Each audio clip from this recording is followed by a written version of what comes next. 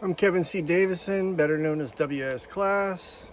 I brought you the Dark Athyx book series, The Clergy, Dante and Scrankles, Wrath, and many more published content and books. But now, under the main name, Kevin C. Davison, you are going to be seeing a lot about my RPG. Now, many of you may not know this, but it was my experience playing RPGs, that's role-playing games for those of you who don't know. I played so many different role-playing games growing up. It was that inspired my writing. My series, writing my series and publishing it. I've always written. I loved creative writing ever since third grade, when we had to create stuff. I want to say it was the third grade. It's the first time I had to write something that I enjoyed creatively. Mrs. Gray. And elementary school was Glenfair Elementary School. Anyway, I share too much sometimes. That being said, I've always loved writing. It was my friends who I played D&D with and other RPGs with that pushed me into writing my own stuff. And then I later got traditionally published, and now I'm independently published. That's neither here nor there. So anyway, over the years of playing many different RPGs, systems, and everything, I had my qualms with each and individual systems. And so it was all that led up to the creation of my own system that has taken way too long, because it's a lot more work than writing a book. It's developing an entire system from scratch. And as you'll see, I like the idea of customization. And it came out in a stitch I did on my TikTok the other night with a celebrity tabletop gamer who was talking about having a party of nothing but barbarians. How coincidental is that my release for my RPG is based on nothing but barbarian variants. It was perfect. It was a perfect TikTok to start gradually introducing people to my system with. Because it was coincidence, because I had already published the book, scheduled it for release and everything, and it's called Enter the Barbarian, and it's been that working title for over a year now. I've been working out the bugs of my system, play testing it. Now I want to play test it with other people. That's right, I want to play my system like you see people playing Dungeons and Dragons in podcasts. I want to play my system in a podcast. And so right now, I'm juggling lots of project aspects with this big project. So I'm not just developing my system anymore. I'm not just writing my books anymore. I'm not just setting up this amazing podcast station, which I built from scratch. This is my gaming table, by the way, LEDs. Anyway. I don't want to digress. It's my ADHD, people. I'm all over the place. I know. But this is all about my system. Now, the system is not called Enter the Barbarian. The book that releases my system to the public is. Because that's the only class, or what I call... oh my God. I hate it when my brain... This is ADHD, dude. This is like when you want to say something and you invented it, you brain fart it. So instead of referring to it as a barbarian class, I call it a life path. And you can customize your character so much. You have your archetype character sheet. That's what you start with, right? Your archetype character sheet. Then you pick your species. I don't like classifying it as a race, okay? It's not a race, people. It's a species, okay? Humans is a species with sub-races, right? or I don't even know, we call them ethnicities, right? For ethical reasonings. But race is a word that divides. Ethnicities sounds more scientific, right? Ethnicity, it's a culture. Yes, there are different physical traits that differ, but, you know, we're all just human, right? So species in D&D, or in my system, is what I like to classify the different species. So you have the catfolk, you have dwarves, you have orcs, you have humans, you have goblins, and so many more. So you'll start with archetype, then your species, then you move on to your life path. Now the life path. So the barbarian, see, I digress. So the TikTok that I stitched, all these barbarians fight the same way. They all rage, right? Not in my system. You have different variants of barbarian. So you already have a different variant of barbarian based off of your archetype. Is it going to be a smart barbarian? Is it going to be strong, durable? You know, it's all based off of your 9 sub abilities. Yes. Oh, yeah. We're going to get into the technicalities. Sounds confusing, but I have simplified it. And once you get used to it, you might like it. I'm not going to give away a bunch of my trade secrets. But what I am telling you is every character is so customizable, it's highly unlikely that you will have the same character. Almost guaranteed. All right? So, do you have to be a rager? No, you don't have to be a barbarian that rages. Some of them might berserk, which is a different form of rage. It's more brutal. It's more uncontrolled, right? It's more powerful than the standard rage. You kind of have somewhat of a control over the rage, whereas the berserk, you don't have any control over, right? So, I mean, there's some things about the rage that you don't have control over, but when you go berserk, you know, it's more powerful and you don't. So you have 2 different variations of raging, right? Berserk and rage, okay? There's that.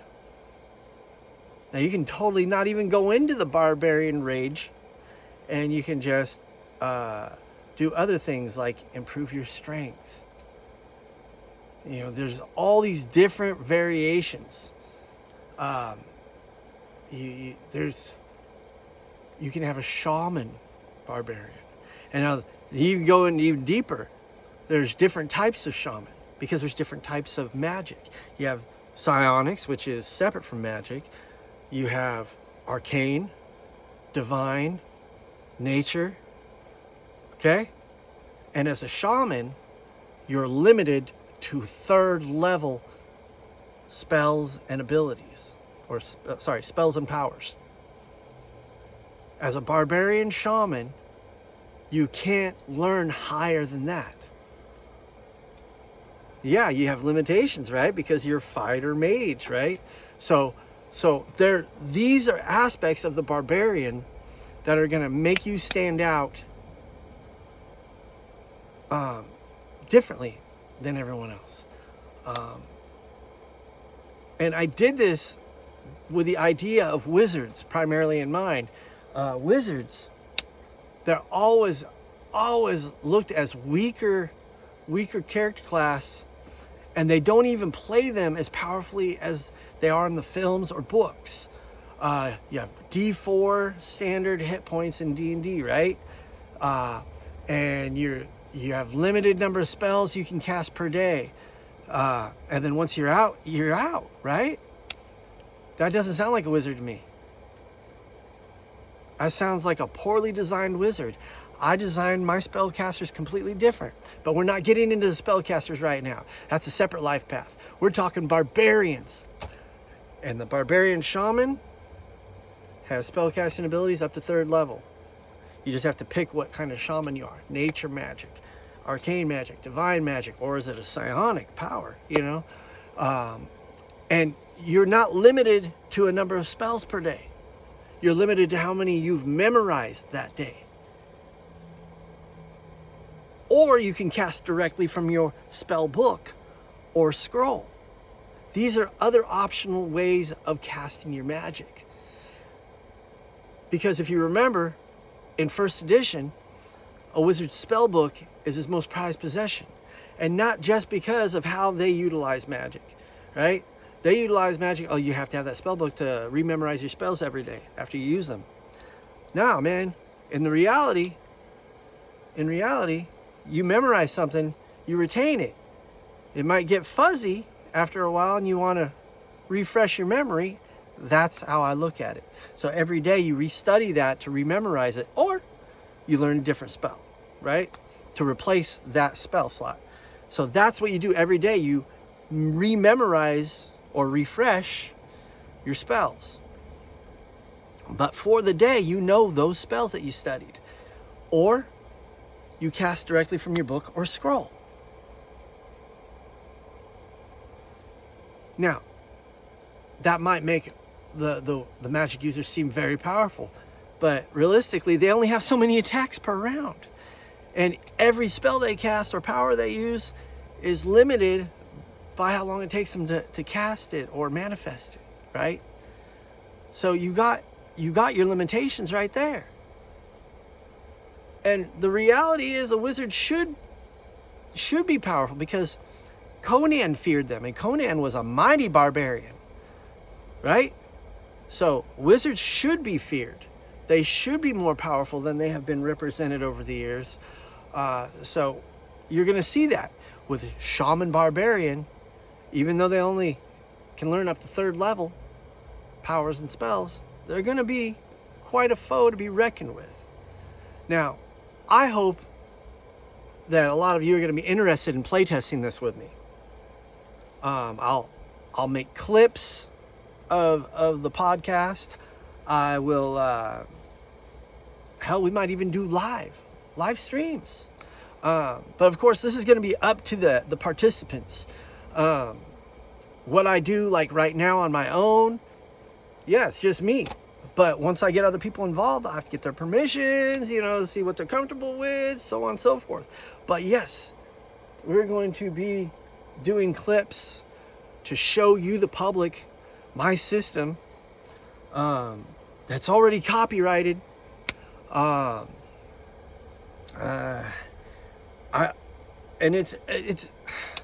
hope you guys love it as much as I do. There's a lot of aspects of RPGs that drove me nuts because I visualize things. The static armor class, for example, the high hit points that just didn't make sense to me. Because when you watch films or cartoons or whatever, you had even demigods got killed with a single hit sometimes, right? How do you explain that?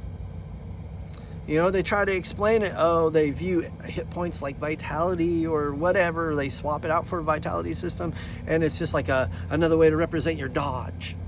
I didn't like that. Because then when you say, oh, you hit this round, you technically didn't hit if that's their dodge. No, that is how much damage their body can sustain. So going back to the first edition Cyberpunk, I was inspired by utilizing an attribute I call body. A body is a main attribute that is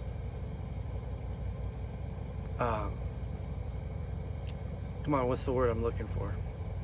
Body is determined by 3 sub-attributes. And if you want to learn the system, it's real easy because I hate the charts. Remember, you rolled at 18 strength with 3d6, but you don't have an 18 strength. You have an 18 strength, but you don't have an 18 strength. What you have is a +4 modifier, because now you have to take that 18 and look at a chart and see that you have a +4 modifier. Why? Why did I roll the dice to get an 18 to just get that +4? How does that make sense? You're taught that makes sense because that's their system, but it drove my brain nuts. To me, your attribute is your modifier. Now, 18 sounds like a very high modifier, so I don't do the 3d6 thing.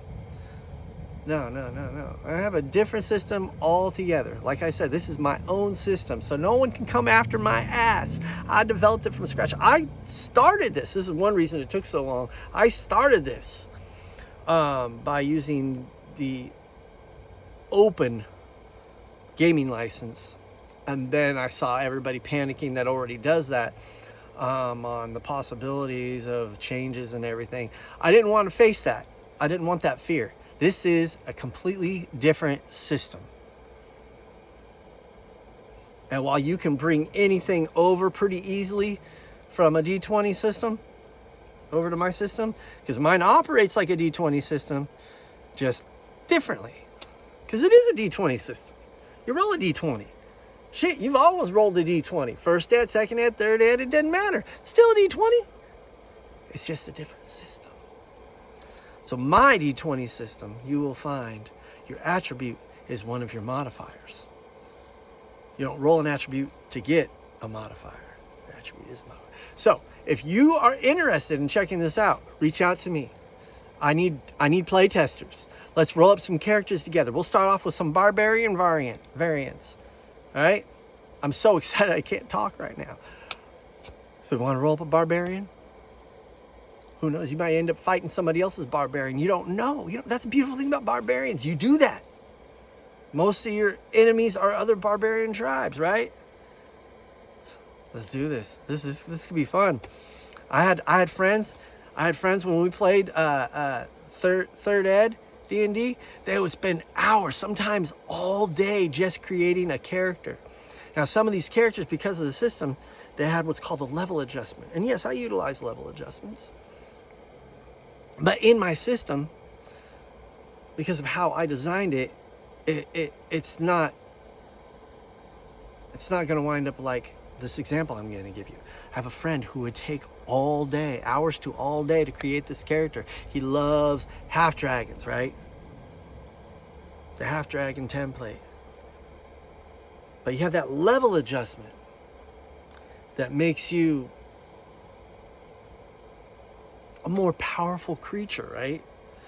So that means you have to fight more powerful creatures to get the experience you want as fast as you want. Now, doesn't mean you actually have to. I mean, you can fight lower level, but this is how they played their characters. I'm just the game master, right? I give them the options, they make the choices. Poor choices, albeit, that's up to them. You're playing your character. So he put himself in a situation to where he would die. His character would get killed in its first combat. Now, when you spend that much time on a character, that's detrimental. Now, no one's saying your character's not going to get destroyed pretty quick in this game system, because this game system I created to where it's more defense based. You don't have a static armor class. There are opposed rolls. Okay? You can parry, you can dodge. Parries cost attacks, right? So you're constantly re-rolling initiative each round. Or you can just dodge because everybody has a dodge. It's free, right? It's reactive. Parry is not reaction. Parry is skill versus skill, right? But either way, it's opposed rolls. There are no static numbers to beat. The attacker sets the DC. You have to dodge or parry, and you have to decide, are you going to dodge or parry before you roll? Okay? And if you're going to parry, obviously it's going to cost you an attack. And you're going to have to wait to attack until next round unless you have multiple attacks. Or you can dodge, react. And if you dodge, then they miss. But if you don't, they hit, and then you take damage. That is damage to your body. That means you have a wound. You fall prone, you drop your weapon. No matter how little damage you sustain. Those are the rules, right? So, fight one, unless, you have a way to recover, right? So the goal is to not just hack and slash. You have to think your way out of this, or you have to be more tactical in how you combat your enemies. It's going to be more challenging, I feel it's going to be more fun and a bigger shout out to the original systems. Because the new systems, let's be honest, the new systems are like shooter games, first-person shooter games. It's just hack and slash, right? And that's what you guys are focused on. And that's why you guys don't have the problem-solving skills the original systems inspired. Okay, my system's going to help you problem solve again. You guys are going to become problem solvers, not just hack and slashers. Stop worrying about who's the better swordsman all the time and start worrying about who can make their character live longer through your choices and your problem-solving capabilities.